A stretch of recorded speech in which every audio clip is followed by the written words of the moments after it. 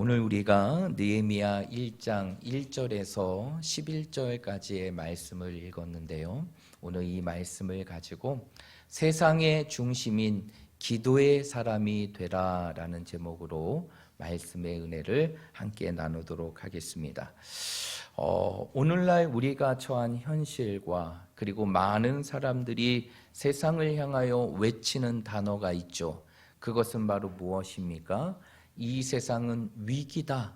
지금은 위기의 시대다라는 것이 모든 사람들이 공통적으로 그리고 이구동성으로 외치는 것입니다. 심지어는 이 시대를 살아가는 모든 현실의 삶이 다 위기라고 여기는 총체적인 위기의 시대라고 보는 사람들도 있게 되는데요. 그렇다면 이러한 위기에서 벗어나 이 위기를 우리의 삶의 기회로 만들기 위해서는 무엇이 필요할까요? 지금 우리의 삶 앞에 놓여 있는 많은 위기들이 단순히 위기가 아니라 하나님이 주시는 축복의 기회로 만들기 위해서는 이 시대 속에 어떠한 자가 필요한 것일까요? 이 위기를 돌파하고 하나님이 주시는 회복의 역사를 이루기 위해서는 누가 이 시대 속에 필요한 것일까요? 여기에 대해서 많은 각 분야의 전문가들은 한마디로 이구동성의 소리를 외치고 있는데, 그것은 바로 무엇이냐? 지금 필요한 것은 어떠한 자원이나 시스템이 아니라 이 시대를, 이 위기를 극복할 수 있는 리더, 곧 지도자가 필요하다는 것을 외치고 있다는 것이, 현재의 위기를 돌파할 수 있는 지도자, 그것이 바로 오늘 이 시대, 오늘 이 현실 속에 가장 필요한 자임을 많은 사람들은 외치고 있다는 것입니다. 그런데 이러한 지도자의 필요는 단순히 사회나 그리고 조직이나 국가에만 국한되는 것이 아닙니다. 바로 지금 우리의 가정과 우리의 교회 속에서도 이러한 지도자의 필요한 부분들은 우리가 너무나 절실하게 느끼고 있는데요. 점점 가정은 위기로 치닫고 있고 교회는 점점 그 권위를 실추해가고 있어요. 이러한 현실 속에 이 위기를 돌파할 수 있는 것은 바로 무엇이냐? 이 위기를 이끌어갈 수 있는 지도자가 필요하다는 것이, 그러면 어떠한 지도자가 필요한 것일까요? 오늘 이 시대 속에 어떠한 리더가 있어야 하는 것일까요? 저는 2500년 전에, 지금으로부터 약 2500년 전에 이 이스라엘 땅을 재건하였던, 그 예루살렘을 재건했던 한 인물이었던 느헤미야라는 인물을 통해 그 해답을 함께 나누고 찾아보려고 합니다. 오늘 우리가 느헤미야의 첫 말씀을 함께 읽었는데요. 우리가 느헤미야의 말씀을 잘 이해하기 위해서는 이 느헤미야가 갖고 있는 역사적인 배경, 그 역사적인 상황을 우리가 이해해야지만 오늘 말씀을 잘 이해할 수 있습니다. 여러분, 구약은 총 몇 권의 말씀으로 기록되어 있습니까? 39권의 말씀으로 기록되어 있죠. 그 가운데에서 이제 이스라엘이 포로 시대를 보내고 그 포로 후기 시대를 다루고 있는 역사서는 크게 3권입니다. 그 3권의 책이 바로 무엇이냐면 에스라, 느헤미야, 에스더인 것이죠. 그런데 이것을 시대의 순으로 정리하게 되면 어떻게 되냐면 에스라서가 먼저이고 그 다음이 에스더고 그리고 마지막이 느헤미야입니다. 여러분, 이스라엘의 역사를 쭉 살펴보면 분기점이 되는 시기들이 있습니다. 그 분기점이 되는 시기 중에 하나가 바로 BC 586년인데 그 BC 586년은 어떠한 때일까요? 바로 이스라엘의 마지막 나라인 남유다가 멸망하는 시점이에요. 그것이 바로 BC 586년, 주전 586년입니다. 이러한 남유다는 어느 나라에 의해서 멸망을 당하게 됩니까? 어느 나라에 의해서 멸망을 당했죠? 바벨론에 의해서 멸망을 당하게 됩니다. 그리고 바벨론에 의해서 멸망을 당한 이후에 이스라엘은 몇 년 동안의 포로의 시간들을 보내게 되느냐?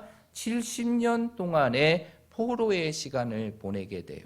그래서 BC 586년에 이제 그 바벨론의 세 번째 마지막 침공으로 인해 이스라엘의 마지막 민족이었던 이 남유다가 멸망을 당하고 멸망한 이후에 약 70년의 포로의 시간들을 보내게 됩니다.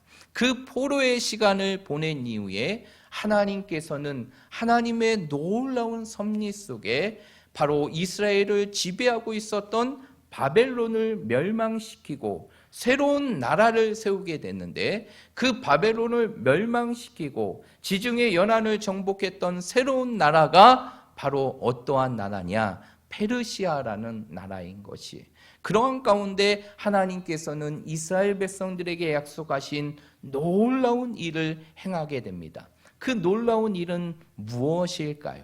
그것은 바로 이스라엘 백성들이 70년의 포로의 시간을 보낸 이후에 이제 하나님께서 보내신 선지자들의 외침과 하나님의 말씀대로 이스라엘 백성들이 예루살렘으로 귀환할 수 있는 놀라운 일을 이루게 하시는데, 이 놀라운 일을 어느 사람을 통해서 이루게 하시느냐? 바로 페르시아의 원년 왕이었던 고레스 왕을 통해서, 그 고레스 왕의 칙령을 통해서 이제 이스라엘은 어디로 돌아가게 되느냐? 예루살렘으로 돌아가게 되죠. 이 예루살렘으로 돌아가는 과정은 한 번에 이루어지지 않습니다. 이 예루살렘으로의 귀환은 총 몇 번에 걸쳐 이루어지게 되느냐? 3번에 걸쳐 이루어지게 돼요. 그 3번에 걸쳐 이루어진 과정을 잠시 말씀드리면, 첫 번째가 누구를 통해 언제 이 포로 귀환이 이루어지게 되느냐? BC 537년에 바로 그 당시에 수룹바벨이라는 인물을 통해서 1차 귀환이 이루어지게 됩니다. 이 1차 귀환 때 몇 명의 이스라엘 사람들이 이 예루살렘의 땅으로 돌아가게 되느냐? 바로 약 5만 명의 사람들이 예루살렘으로 땅으로 귀환하게 되죠. 그리고 그들은 예루살렘의 땅에 도착해서 참담한 그 조국의 현실을 보게 됩니다. 그 나라의 모습을 보게 돼요. 바벨론의 침공으로 인하여 모든 것이 무너지고 황폐하게 되었던 그 자신의 땅을 보게 되죠. 그러한 가운데 이스라엘 백성들이 1차 귀환 이후에 가장 먼저 했던 것이 무엇이냐? 가장 먼저 행했던 것이 바로 무엇이냐면 성전을 제거하는 것이에요. 바로 다윗 시대 때 이루어졌던 그 하나님의 찬란한 역사를 이루어가기 위하여 그들은 포로의 귀환에서 돌아오자마자 성전을 재건하게 됩니다. 그런데 그 성전의 재건이 결코 쉽게 이루어지지 않습니다. 무려 몇 년의 시간이 걸리게 되느냐? 20년의 시간이 걸리게 돼요. 처음에 그들이 돌아온 이후에 그 다음에부터 성전의 재건을 건축하기 시작하였지만, 그 성전의 재건하는 가운데에서 계속적인 어려움 속에 결국 성전의 재건은 중단되게 되죠. 그 중단된 기간이 무려 몇 년의 시간이 되게 되느냐? 16년의 시간이 돼요. 16년 동안 성전의 재건이 막혀 있게 됩니다. 그러한 가운데 하나님께서 2명의 선지자들을 통해 다시 성전 재건을 일으키게 하시는데, 그 2명의 선지자가 바로 누구냐면, 첫 번째가 학개고 두 번째가 스가랴라는 선지자예요. 이 2명의 선지자를 통해서 그 성전 재건, 중단되었던 성전 재건이 다시 이루어지게 되고, 이 성전 재건을 시작한 지 20년 만에 그 성전 재건은 다시 이루어지게 됩니다. 그리고 1차 귀환이 있은 이후에 약 80년 후에 2차 귀환이 이루어지게 됩니다. 그 2차 귀환이 언제 이루어지게 되느냐? BC 458년이에요. 458년. 이러한 2차 귀환을 이끌었던 지도자가 바로 누구냐면 우리가 잘 알고 있는 학사 겸 제사장이었던 에스라라는 인물입니다. 이 에스라를 통해서 무려 1800명의 사람들이 2차 귀환을 이루어지게 됩니다. 이제 에스라가 이스라엘 백성들을 이끌고 2차 귀환을 이루었는데 자신의 눈앞에 보이는 이스라엘 백성들의 모습은 정말로 죄악으로 덮여져 있는 상황을 보게 됩니다. 이제 하나님이 주시는 그 영광을 기대하며 성경 중심의 신앙과 하나님 중심의 신앙을 회복하기 위하여 성전은 건축했지만 여전히 이스라엘 백성들 가운데에는 그 추악하고 더러운 죄악의 모습이 난무하고 있었어요. 특별히 그 당시 어떠한 일들이 있었느냐? 과거에 이 바벨론의 통치 속에 있었으면서 그들이 행했던 죄악 중에 하나가 이방인과 통혼하는 것이에요. 이방인들과 통혼하는 것이에요. 그런데 이스라엘 백성들이 포로에 돌아온 이후에도 그 죄악의 모습을 끊지 못하고 여전히 이방인들과 통혼하게 되는 타락하고 혼접한 신앙의 삶을 살고 있는 것이에요. 이 모습을 에스라가 보게 되고 결국 에스라는 대대적인 신앙개혁의 운동을 일으키면서 이 이방인과의 통혼의 문제를 해결하게 됩니다. 그리고 그 사이에 에스라가 또 하나 행했던 것이 바로 무엇이냐면 여러분 그 당시에는요 이제 성이 건축되어지게 되면 그 성만 있는 것이 아니라 그 성을 외부의 침입과 공격으로부터 보호할 수 있는 성벽이 있어야 되는 것이에요. 그런데 그 당시에는 이 성벽의 부분들이 무너져 있었던 것이죠. 그러다 보니까 이 예루살렘이 끊임없는 외부의 민족으로부터 침략을 당하고 공격을 당하는 일이 빈번하게 이루어지게 됩니다. 그래서 에스라가 이제 성벽을 재건하기 위하여 성벽을 재건하는 운동을 일으켰지만 결국 대적들의 방해와 그리고 거짓과 모함으로 인하여 결국 그 성벽 재건은 중단되게 되게 되죠. 그리고 성벽의 재건이 중단되게 되자 그러한 이 예루살렘을 향한 공격들은 더 치열하게 이루어지게 됩니다. 수많은 외부의 적들이 침략하고 공격하며 예루살렘의 성은 무너지고 불타오르게 되는 것이죠. 그러한 가운데에서 오늘 누가 그 소식을 듣게 되느냐? 오늘 우리가 읽었던 본문의 말씀에 나와 있는 느헤미야가 그 소식을 듣게 되죠. 오늘 2절과 3절의 말씀에 보면 느헤미야가 이 예루살렘의 소식을 듣게 되는데 그것이 바로 성벽의 재건이 중단되고 그 중단된 이유로 인하여 외세의 침략으로 인하여 이루어지는 그 나라의 황폐함의 소식을 듣게 돼요. 그래서 오늘 2절과 3절의 말씀에 보면 그의 형제였던 하나니를 통해서 예루살렘이 어떠한 상황 속에 있는지를 듣게 되는데 우리 2절과 3절의 말씀 한번 읽어보겠습니다. 시작.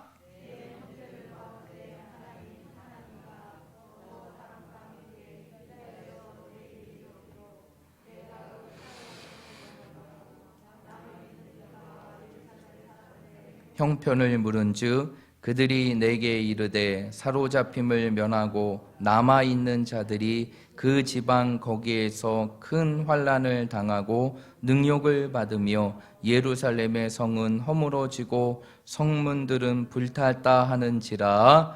아멘. 오늘 2절과 3절의 말씀에 보면 느헤미야가 그의 형제였던 하나니를 통해서 들었던 예루살렘의 소식은 기쁨의 소식이 아니었어요.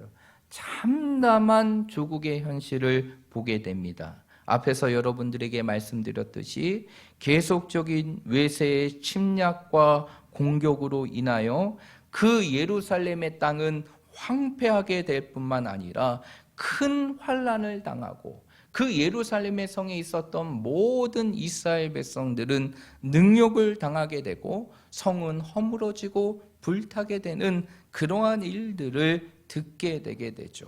그러한 가운데에서 결국 이러한 조국의 암담한 현실을 들었던 느헤미야, 이 느헤미야는 한 가지의 결단을 하게 됩니다. 그 결단이 바로 무엇입니까? 자신이 이제 조국으로 돌아와서 이제 그 성벽을 재건해야겠다는 그 거대한 꿈을 갖고 예루살렘으로 돌아가게 되죠.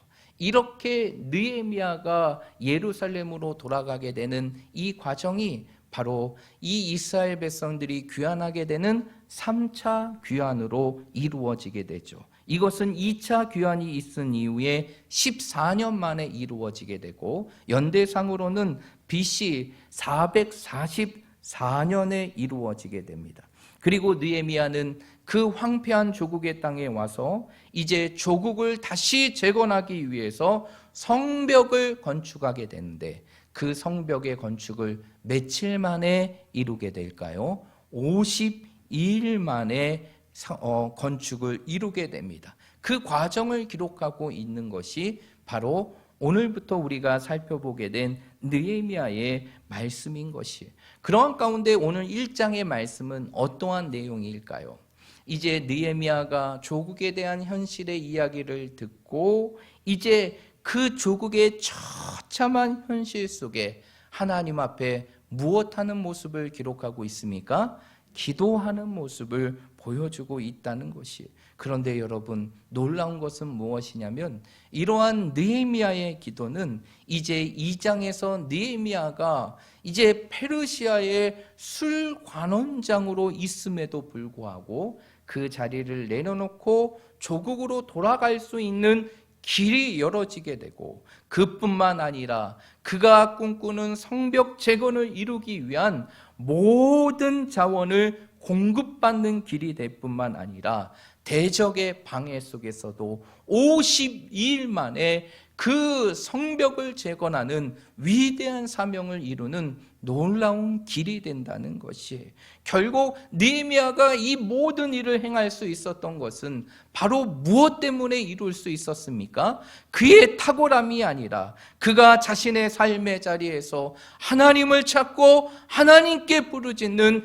그 기도의 모습이 결국 이 놀라운 하나님의 역사를 이루게 된 것입니다. 결국 기도했던 느헤미야, 기도의 삶을 살았던 그 느헤미야가 이러한 하나님의 놀라운 손길 속에 쓰임받았다는 것이에요. 여러분, 오늘 이 시대 속에 필요한 인물은, 오늘 이 시대 속에 필요한 지도자는, 오늘 이 시대 속에 필요한 리더는 다른 사람이 아니라 오늘 느헤미야와 같이 기도하는 자임을 믿으시길 바랍니다. 왜 기도하는 자가 필요한 것일까요? 그것은 바로 무엇이냐? 사람이 일하면 사람이 일할 뿐이지만 우리가 하나님 앞에 기도하면 누가 일하시기 때문입니까? 하나님이 일하시기 때문이에요. 저는 우리 학성교회 모든 성도들이 이 시대 속에서 이러한 기도의 사람이 되시기를 주님의 이름으로 축복드립니다. 기도를 통해 하나님의 위대한 역사를 열어갈 수 있는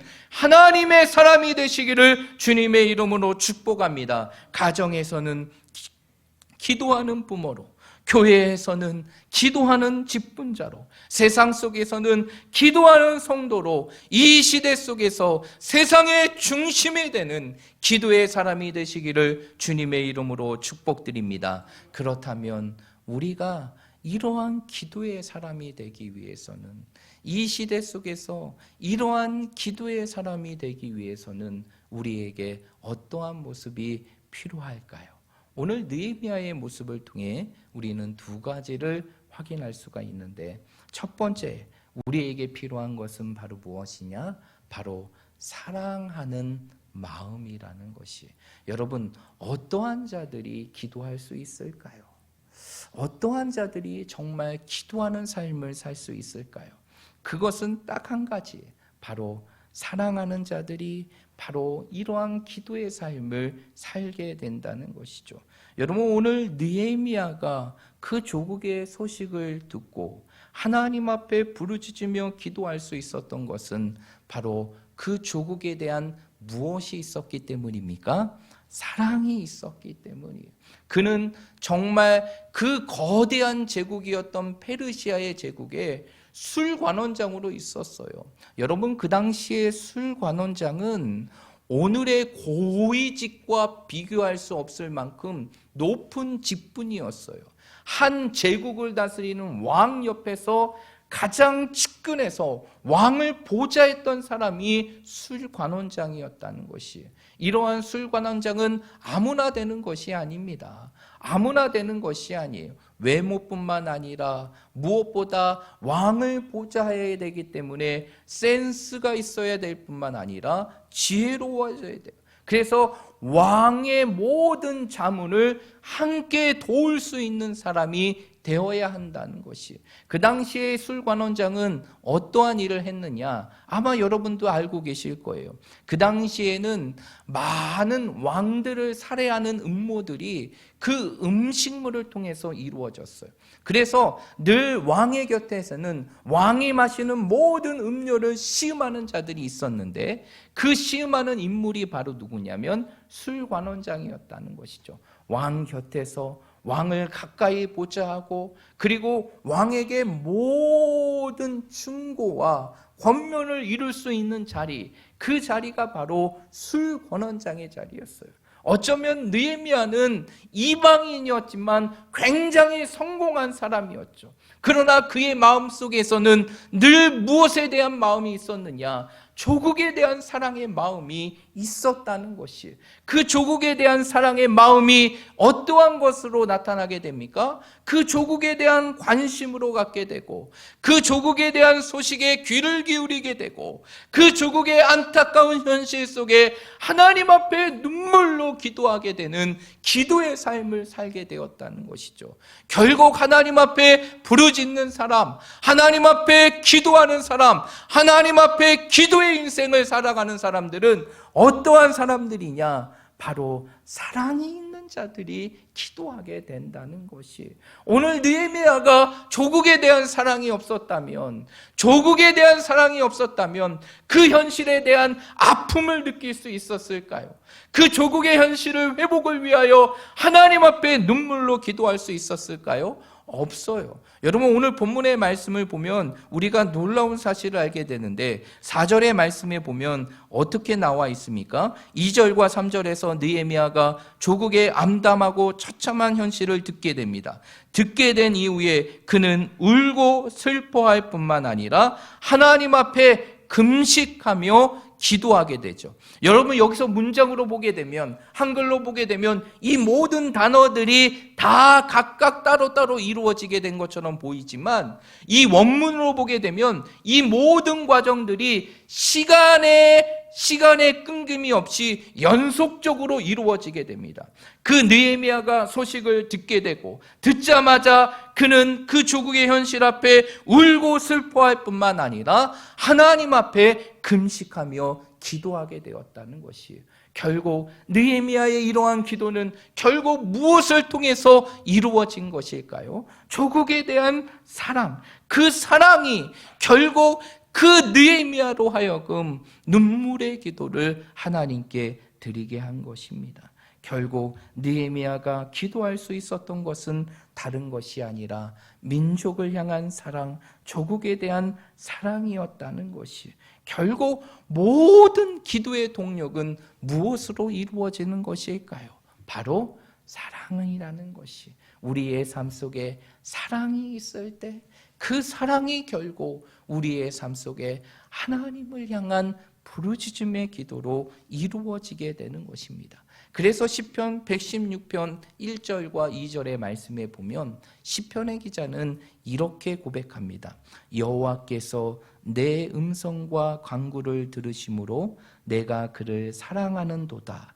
그의 귀를 내게 기울이셨으므로 내가 평생에 기도하리로다 라고 고백해요.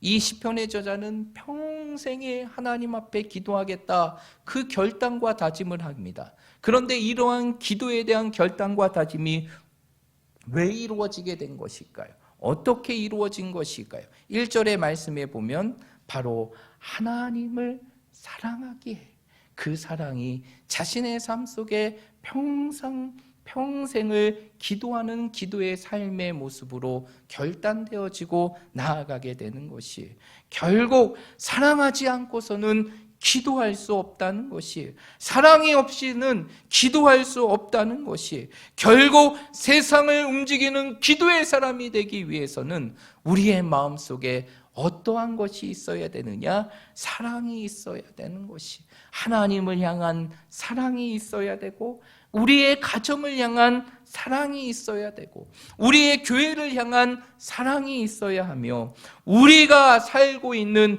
이 사회와 조국을 향한 사랑이 있을 때 우리는 느헤미야와 같이 기도할 수 있고 세상의 중심인 기도의 사람으로 설 수 있는 것입니다. 우리 사랑하는 모든 성도들이 오늘 이 말씀을 여러분의 삶 속에 꼭 기억하시고 여러분의 마음속에 사랑을 채우고 그 사랑으로 하여금 정말 느헤미야와 같이 내 삶 속에 주어진 모든 시간들을 하나님 앞에 기도하고 부르짖을 수 있는 기도의 사람이 되시기를 주님의 이름으로 축복드립니다. 기도를 통해 세상의 중심이 되는 하나님의 사람이 되시기를 주님의 이름으로 축복드립니다. 두 번째로 우리가 기도의 사람이 되기 위해서는 또 한 가지가 필요한데 그 한 가지가 바로 무엇이냐면 우리의 눈앞에 보이는 현실보다 하나님의 전능하심을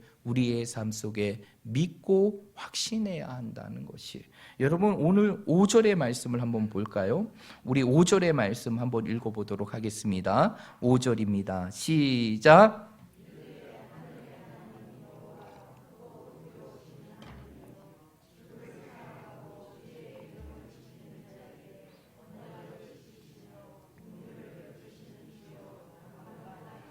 네, 오늘 5절의 말씀에 보면 이제 느헤미야가 하나님 앞에 기도하죠. 하나님 앞에 기도할 때 느헤미야는 그 하나님을 어떻게 표현하고 있습니까? 하늘의 하나님 여호와 크고 두려우신 하나님이요 라고 얘기하죠. 하나님을 향해 크고 두려우신 하나님이심을 고백하게 돼요.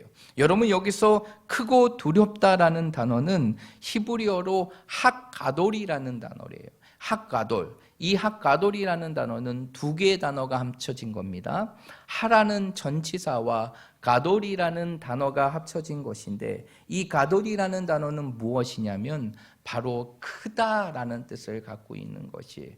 그러면 결국 핫가돌은 바로 크신 하나님을 의미하는 것인데 그 하나님의 크심은 우리가 알고 있는 숫자적인 부피적인 그러한 큼을 의미하는 것이 아니라 여기서 큰 하나님이라는 것은 어떠한 하나님이심을 설명하고 있느냐?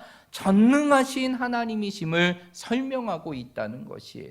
오늘 느헤미야가 하나님 앞에 조국의 현실 속에 하나님 앞에 기도할 수 있었던 것은 무엇 때문에 기도할 수 있었을까요? 그것은 바로 다른 것이 아니라 자신의 눈앞에 보여있는 조국이 처한 현실, 그 현실보다 더 크신 분이 누구시는 믿음이 있기 때문에, 하나님이라는 믿음이 있기 때문에 그 암담한 현실의 조국의 현실 속에서도 이 조국을 회복할 수 있는 하나님이 바로 나와 함께 하시는 전능하신 하나님이라는 그 믿음이 있었기에 그는 그 민족의 현실 앞에 하나님 앞에 부르짖고 기도할 수 있었다는 것이, 여러분 우리의 인생의 삶 속에서 얼마나 많은 어려움의 시간들이 있게 됩니까? 그런데 그 어려움 속에 기도하는 사람은 어떠한 사람일까요? 어떠한 사람이 기도하는 것일까요? 어떠한 사람이 문제와 상황 속에 좌절하지 않고 하나님 앞에 기도할 수 있는 것일까요? 그 문제보다 더 큰 하나님을 믿는 하나님, 믿는 사람, 그리고 그 문제보다 더 크신 하나님께서 모든 것을 이루실 것이라는 그 분명한 확신을 갖고 있는 자들이 결국 자신의 삶 속에서 문제와 상황 속에서 하나님 앞에 기도하게 된다는 것이, 결국 우리가 이 땅의 세상의 중심이 되는 기도의 사람이 되기 위해서는 늘 우리의 삶 속에 믿고 확신해야 될 것이 있어요. 어떠한 상황들이 우리 앞에 놓여 있다 할지라도 할지라도 태산과 같은 상황들과 인생을 송두리 때 흔드는 광풍과 같은 상황들이 우리의 삶 속에 놓여 있다 할지라도 우리 하나님은 그 내 앞에 놓여 있는 현실보다 더 크고 위대하신 하나님이시다. 하나님께서는 내 앞에 있는 모든 현실을 움직여 내 앞에서 벗어나게 할 수 있는 전능하신 하나님이시다. 이러한 하나님을 향한 믿음이 있을 때 그 믿음이 있는 사람들이 자신의 삶 속에서 자신의 현실 속에 자신의 문제와 상황 속에 하나님 앞에 기도할 수 있다는 것이, 저는 우리 사랑하는 모든 성도들이 이러한 기도의 사람이 되시기를 주님의 이름으로 축복드립니다. 어떠한 현실보다, 어떠한 상황보다, 어떠한 문제보다 더 크시고 위대하시고 전능하신 하나님이 나의 하나님이심을 믿고 여러분의 삶 속에 기도함으로 하나님 앞에 나아갈 수 있는 우리 모든 성도들이 되시기를 주님의 이름으로 축복드립니다. 여러분, 우리 하나님은 전능하신 하나님이에요. 우리 하나님은 능치 못할이 없는 분이에요. 그 하나님은 불가능이 없다는 사실을 믿으시길 바랍니다. 우리의 삶 속에 이 믿음이 있을 때 우리는 좌절의 순간 속에서도 좌절하지 않고 기도할 수 있으며, 실망하는 순간 속에서도 실망하지 않고 하나님이 주시는 축복과 하나님이 주시는 희망을 노래할 수 있는 기도의 삶이 될 수 있다는 것입니다. 우리 사랑하는 모든 성도들이 이러한 믿음을 가지고 정말 하나님 앞에 기도하고 또 기도하는 삶을 살아감을 통하여서 이 세상의 중심이 되는 기도의 사람으로 이 땅을 살아가는 우리 모든 성도들이 되시기를 주님의 이름으로 축복드립니다. 연세대학교 신촌 세브란스 병원의 소아과 담당으로 계시는 김동수 교수님이라는 분이 있어요. 이 교수님은 사실상 처음에는 믿음을 갖고 있지 않았다가 이제 자신의 의사의 활동을 하는 동안 해외로 날아가게 되는 기간 중에서 이제 하나님을 믿고 영접하게 되고 이제 믿음의 삶을 살게 되었고, 그리고 오늘날 많은 의사들에게 믿음의 본보기가 되는 아주 귀한 삶을 살아가시는 분이 바로 이 김동수 교수님이신데, 그분에 대한 일화가 있습니다. 그가 이제 소아과에서 어린이들을 치료하는 진료를 보고 있는데 다른 병원에서 고치지 못하는 어린아이를 돌보게 되었어요. 이 아이가 어떻게 그 김동수 교수님께 오게 되었느냐, 이 아이의 아버지를 이야기를 들어보니까 이 아이가 계속적인 고열로 고통을 당하고 이제 병원을 입원하게 됐는데 그곳에서 강력한 항생제를 써보았지만 아무런 효과를 보지 못하는 것이에요. 그러니까 이 의사가 어떠한 결정을 내리게 있느냐, 이 아이의 병명이 정확하지 않으니까 정확한 진단을 위해서 아이의 몸을 개복해야 한다는 것이죠. 그런데 아직도 어린아이의 그 몸을 개복해야 된다는 소식이 그 아버지로서는 감당하기가, 받아들이기가 너무 힘든 것이에요. 그러한 가운데에서 다른 방법이 없을까 다른 방법을 찾아보다가 이 아이의 아버지가 바로 이 소아과 부분의 전문적이고 명의였던 이 김동수 교수를 찾아오게 됩니다. 그리고 진료를 받는 그 순간부터 이 김동수 교수님은 그 아이를 놓고 기도하기 시작해요. 그리고 그의 부모님에게도 같이 기도할 것을 권하고 부탁하게 됩니다. 그리고 모든 검사를 마쳤는데 검사의 결과 어떠한 변명이 나오게 되느냐, 간농양이라는 변명이 나오게 돼요. 그러면서 이제 그 김동수 교수님은 이 아이를 치료하기 위하여 다른 병원에서 했던 것 같이 이제 그 병을 치료할 수 있는 항생제 치료를 하게 됩니다. 그런데 놀라운 일은 거기서부터 이루어지게 돼요.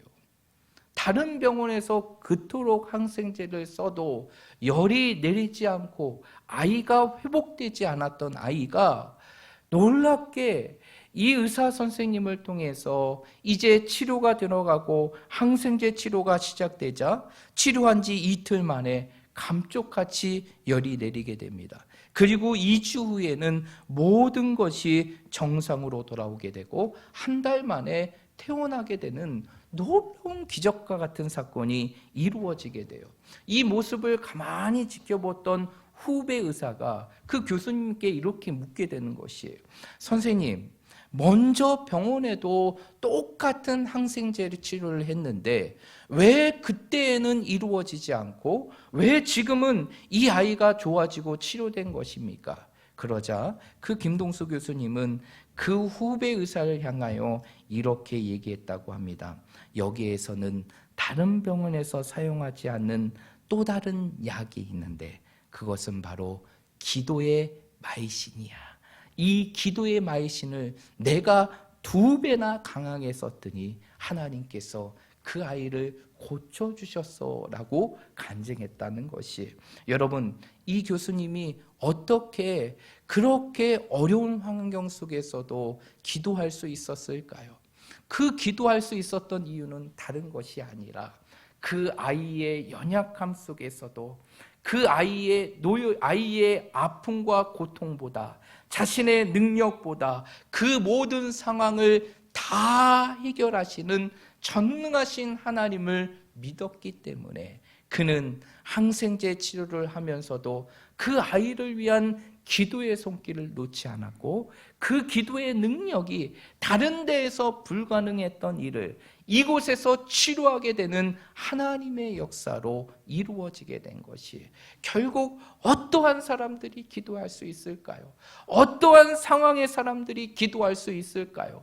우리 앞에 똑같은 상황과 형편을 맞이한다 할지라도 그 가운데에서 하나님의 전능하심을 믿는 자, 하나님 안에는 능치 못함이 없음을 믿고 확신하는 자, 이러한 자들이 하나님 앞에 기도하게 되는 것이고 그 기도가 결국 세상을 바꾸는 하나님의 위대한 역사로 이루어지게 되는 것이에요.